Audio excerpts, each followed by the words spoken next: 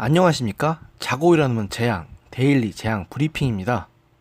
윤석열 검찰총장 후보자에 대한 국회 청문회가 있었습니다. 윤 후보자가 8일 자신에 대한 국회 인사청문회에서 양정철 민주연구원장으로부터 과거 총선 출마를 권유받았으나 거절한 사실을 공개했습니다. 이날 윤 후보자의 답변에 따르면 윤 후보자와 양 원장이 만난 것은 20대 총선을 앞둔 지난 2015년 말과 올해 2월 등 두 차례로 보입니다.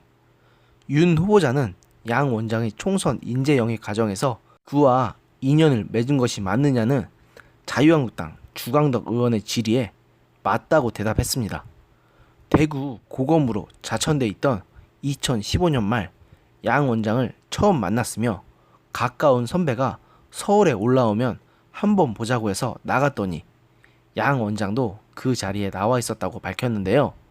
그러면서 이 자리에 양 원장이 출마하라고 간곡히 얘기했는데 제가 그걸 거절했다며 2016년 고검 검사로 있었을 때도 몇 차례 전화해서 다시 생각해 볼 수 없냐고 했으나 저는 그런 생각이 없다고 했다고 밝혔습니다. 그러면서 윤 후보자는 올해 2월 만남에 대해선 특별한 이유가 없다고 설명했는데요. 그런데 여기서는 여러 일행이 있어서 근황 같은 것을 말하지 않았겠느냐며 회동의 구체적 성격에 대해서는 말을 아꼈습니다. 검찰총장이 될지도 모르니까 양 원장이 이런저런 사건을 잘해보라고 했을 것으로 추측된다는 한국당 김진태 의원의 추궁에는 별다른 대답 없이 웃기만 했는데요. 아니, 윤석열 후보자님, 그 반응은 대체 무슨 의미입니까? 만일 정말 아니라면 그런 식으로 애매한 말로 회피하거나 웃지 말고 적극적으로 아니라는 해명을 하셨어야 정상 아닙니까?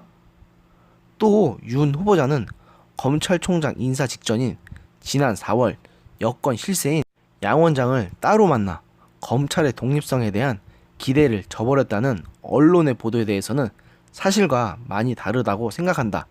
양 원장을 만난 적이 있으나 4월에 만난 적은 없다.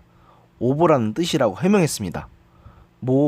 이분이 그때 정계로 가지 않고 지금도 검찰에 남아있는 것을 볼 때 적어도 직접 정치에 뛰어들 생각이 없는 것 자체는 사실 같습니다.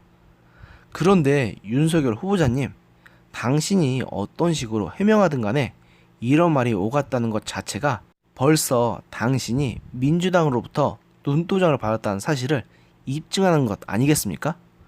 그런데 당신이 아무리 그것을 부정한다고 해봐야 당신이 현 정부와 유착 관계가 있었다는 시선은 거둘 수가 없습니다.